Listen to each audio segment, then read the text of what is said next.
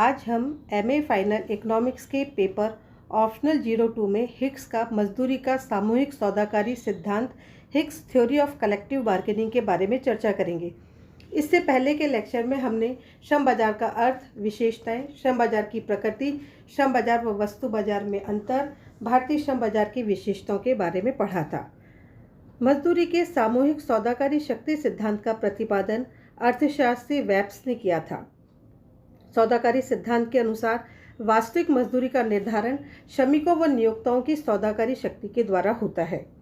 अपनी पुस्तक the theory of wages में प्रोफेसर हिक्स ने औद्योगिक विवादों के सिद्धांत शीर्षक के अंतर्गत मजदूरी के सामूहिक सौदाकारी शक्ति सिद्धांत को स्पष्ट किया।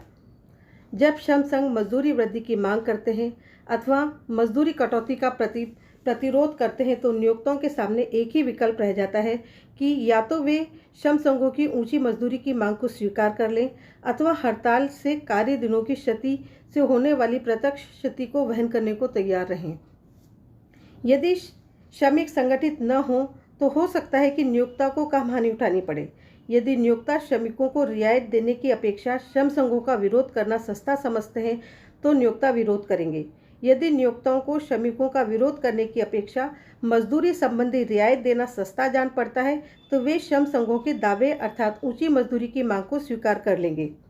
यदि नियोक्ता के विरोध से श्रमिक काम पर आना बंद कर देते हैं अर्थात हड़ताल कर देते हैं जिससे कार्य दिनों अथवा उत्पादन की क्षति होती है, नियोक्ता ऊंची मजदूरी देने से होने वाली हानि की तुलना उत्पादन न होने की हानि से करते हैं। दोनों स्थितियों में जो कम हानिकारक होती है नियोक्ता उसी को स्वीकार कर लेते हैं। नियोक्ता मांग सारणी व हड़ताल की अवधि की सारणी बनाते हैं।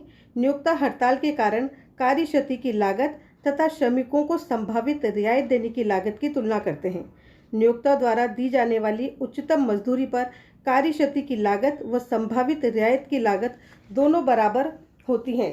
नियोक्ता इस उच्चतम मजदूरी से नीची किसी भी मजदूरी दर को देना स्वीकार कर लेंगे, किंतु इस उच्चतम मजदूरी से ऊंची मजदूरी देने की अपेक्षा नियोक्ता कार्य क्षति को ही स्वीकार करेंगे।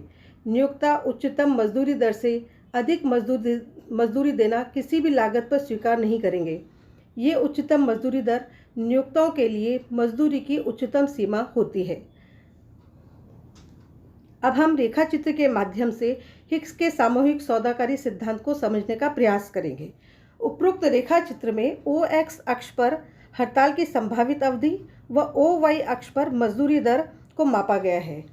OW वह मजदूरी दर है जो श्रमिक को असंतोष के पूर्व दी जा रही थी। रेखा चित्र में WN वक्र नियोक्ता का रियायत वक्र तथा W1M वक्र श्रम संघ का प्रतिरोध वक्र को प्रदर्शित करता है। श्रम संघ OW मजदूरी दर से ऊंची मजदूरी की मांग करते हैं। नियोक्ता श्रम संघों द्वारा मांगी गई मजदूरी देना नहीं चाहते। श्रम संघ इसके विरोध में हड़ताल का आह्वान करते हैं। हड़ताल को कई दिन हो जाते हैं जिससे दोनों पक्षों को हानि होती है। श्रमिकों को हड़ताल की अवधि में मजदूरी नहीं मिलती इसलिए उनको हानि होती है। नियोक्ताओं को हड़ताल के दिनों में उत्पादन न होने से लाभ की हानि होती है। हड़ताल हुए कई दिन व्यतीत हो जाते हैं तो एक और नियोक्ता श्रम संघों को कुछ रियायत देने की सोचते हैं। नियोक्ता श्रमिकों को ऊंची मजदूरी देना स्वीकार कर लेते हैं। जैसे जैसे हड़ताल की अवधि बढ़ती है वैसे वैसे ही नियोक्ता मजदूरी बढ़ाने की सोचते हैं, जिसको नियोक्ता का रियायत वक्र द्वारा प्रदर्शित किया गया है। नियोक्ता का रियायत वक्र W बिंदु से ऊपर की ओर उठता हुआ है। रियायत वक्र का ढाल धनात्मक है। दूसरी ओर श्रम संघ भी लंबी हड़ताल से परेशान हो जाते हैं। हड़ताल से परेशान होकर नियोक्ताओं के प्रति अपना प्रतिरोध कम करना प्रारंभ कर देते हैं। अब श्रम संघ उस मजदूरी दर से कम मजदूरी लेना स्वीकार कर लेते हैं जो प्रारंभ में मांग रहे थे। जैसे जैसे हड़ताल की अवधि बढ़ती जाती है श्रम संघों का प्रतिरोध कम होता जाता है। श्रम संघों के प्रतिरोध को श्रम संघ के प्रतिरोध वक्र द्वारा प्रदर्शित किया गया है। श्रम संघ का प्रतिरोध वक्र नीचे की ओर झुकता हुआ है जिसका अर्थ है कि इसका ढाल ऋणात्मक होता है। ऋणात्मक ढाल ये बताता है कि श्रमिक धीरे धीरे ऊंची मजदूरी की हट छोड़कर कुछ नीची मजदूरी लेना स्वीकार कर लेते हैं। नियोक्ता का रियायत वक्र तथा श्रम संघ का प्रतिरोध वक्र दोनों एक दूसरे को P बिंदु पर काटते हैं। इसी P बिंदु पर OA मजदूरी का निर्धारण हो जाता है OA से अधिक मजदूरी देने की अपेक्षा नियोक्ता उत्पादन बंद कर देना अधिक अच्छा समझेंगे। OA मजदूरी अधिकतम मजदूरी है जो श्रमिक नियोक्ता से निपुणतापूर्वक वार्तालाप से प्राप्त कर सकते हैं। हिग्स के सामूहिक सौदाकारी सिद्धांत की कुछ अर्थशास्त्रियों के द्वारा आलोचना की गई है। हिग्स के सामूहिक सौदाकारी सिद्धांत की आलोचना इस प्रकार है। हिग्स के मजदूरी के सौदाकारी शक्ति के सिद्धांत की पेन व शेकल द्वारा आलोचना की गई है। पहली आलोचना है, हिग्स के सिद्धांत की आलोचना इस आधार पर की जाती है कि चूंकि हड़ताल की अवधि अनिश्चित होती है, अतः मजदूरी का निर्धारण कब होगा स्पष्ट नहीं कहा जा सकता। दूसरी आलोचना है, प्रोफेसर शेकल का मानना है कि सामूहिक सौदाकारी सिद्धांत में हिग्स ने कोई नई बात नहीं कही है तथा मार्शल के कैंची के दो फलन वाले तथ्य को ही दोहराया मात्र है। जब एक वक्र ऋणात्मक हो तथा दूसरा वक्र धनात्मक हो तो स्वाभाविक है कि दोनों वक्र कहीं ना कहीं एक दूसरे को अवश्य काटेंगे। हिग्स के सामूहिक सौदाकारी सिद्धांत की तीसरी आलोचना है, सौदाकारी के माध्यम से हुए समझौतों की सामाजिक व आर्थिक लागतें बहुत ऊंची होती हैं। हड़ताल व तालाबंदी के दौरान उत्पादन की क्षति होती है तथा उपभोक्ता वर्ग को कष्ट उठाना पड़ता है। नियोक्ता को भी लाभ की हानि होती है।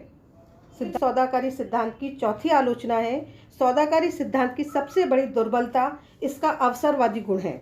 यदि समय श्रमिकों के पक्ष में है तो समझौता श्रमिकों के पक्ष में हो जाता है तथा श्रमिक ऊंची मजदूरी बढ़ाने में सफल हो जाते हैं, अन्यथा श्रमिक मजदूरी बढ़ाने में असफल रहते हैं। सिद्धांत की पांचवी आलोचना है, विकसित देशों में जहां श्रम संघ सुदृढ़ हैं के लिए सिद्धांत ठीक हो सकता है, किंतु विकासशील देशों में जहां श्रम संघ दुर्बल होते हैं वहां ये सिद्धांत सफल नहीं हो सकता। आलोचनाओं के बाद भी सामूहिक सौदाकारी के हिग्स के सिद्धांत में बहुत कुछ सत्यता है। वर्तमान अर्थव्यवस्थाओं पर पूंजीवाद का प्रभाव अधिक है।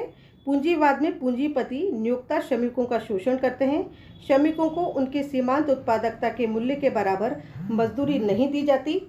श्रम संघ सामूहिक सौदाकारी शक्ति द्वारा सीमांत उत्पादकता के मूल्य के बराबर मजदूरी प्राप्त करने में सफल हो जाते हैं यदि वो सुदृढ़ एवं सुसंगठित हों।